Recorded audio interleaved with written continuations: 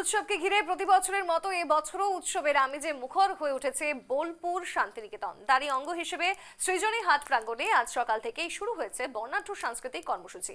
সকালের আবির খেলায় অংশ নেন স্থানীয় বাসিন্দা ও বাইরে থেকে আগত দর্শনার্থীরা।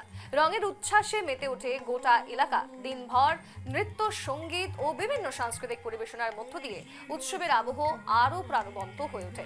সন্ধ্যায় বাউল গানের আসর বসে সৃজনী হাট মঞ্চে। লোকসঙ্গীতের সুরে মুক্ত হন উপস্থিত দর্শকরা।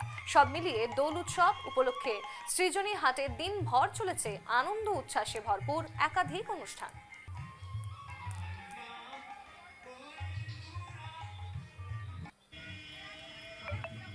বীরভূম থেকে এবং শান্তিনিকেতন থেকে প্রতিবেদন তুলে ধরেছেন আমাদের প্রতিনিধি শুভদীপ প্রামাণিক। দেখুন, আজ বসন্ত উৎসব, প্রাণের উৎসব, মিলনের উৎসব। আর সেই দিনটাকে শান্তিনিকেতনবাসী অত্যন্ত আনন্দ উপভোগ করে কাটাচ্ছেন।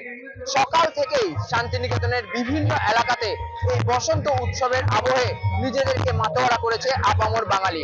আর দিনভর বিভিন্ন সাংস্কৃতিক অনুষ্ঠান সহ বিভিন্ন ধরনের অনুষ্ঠানের মধ্যে আবির খেলার মাধ্যমে মেতে উঠেছে তারা। সন্ধ্যা থেকেও কিন্তু সেই উৎসব আনন্দের কোনো খামতি নেই। বোলপুর শান্তিনিকেতনের সৃজনী শিল্পগ্রাম একটি তথ্য সংস্কৃতির একদম আনন্দ পীঠস্থান বলা যেতে পারে। সেখানেও আনন্দ উৎসবে মেতে উঠেছে শান্তিনিকেতনের বাসিন্দা থেকে শুরু করে দূর দূরান্তের পর্যটকরা। শান্তিনিকেতনের এই সৃজনী শিল্পগ্রাম সেজে উঠেছে আজকে এই বসন্ত উৎসব উপলক্ষে, এবং সেখানে বিভিন্ন ধরনের অনুষ্ঠানের সাথে মাতোয়ারা হয়েছে সকলে। একসাথে একইভাবে যে সমস্ত যে আনন্দ উৎসবগুলি হচ্ছে তার মধ্যে অন্যতম এখানকার যে সাংস্কৃতিক সন্ধ্যা।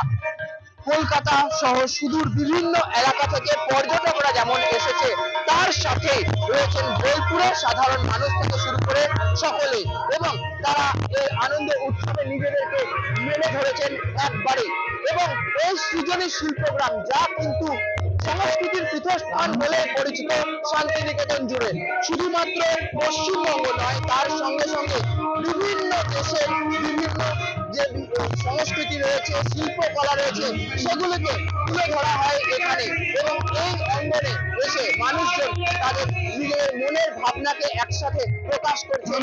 এবং আজকের যে দিন, আজকের এই বসন্ত উৎসব, আজকের এই মিলন উৎসব, তাতে সমারোহের সাথে তারা একসাথে একযোগে আনন্দ উপভোগ করছেন। এবং আগামী বছরে, আগামী দিনগুলিতে কিভাবে নিজেদের মধ্যে মেলবন্ধন বজায় রেখে এবং তার সাথে সাথে কিভাবে তারা আগামী দিনগুলি কাটাবেন। এবং এই যে মিলন উৎসব, দোল উৎসব শুধুমাত্র একদিন উৎসবের মধ্যে সীমাবদ্ধ থাকে না, তা কিন্তু সকল ক্ষেত্রে সকল বিষয়ে মিলন উৎসব হয়ে দাঁড়ায়। এবং এই মিলন উৎসবের মধ্যে দিয়ে পারস্পরিক সমঝোতা এবং পারস্পরিক যে মেলবন্ধন, তার প্রতিচ্ছবি ফুটে ওঠে। সে কারণেই কিন্তু দূর দূরান্ত থেকে মানুষরা এসে উপস্থিত হয়েছে শান্তিনিকেতনে। শান্তিনিকেতন থেকে নিউজ লাইভ বাংলার জন্য শুভদীপ প্রামাণিক।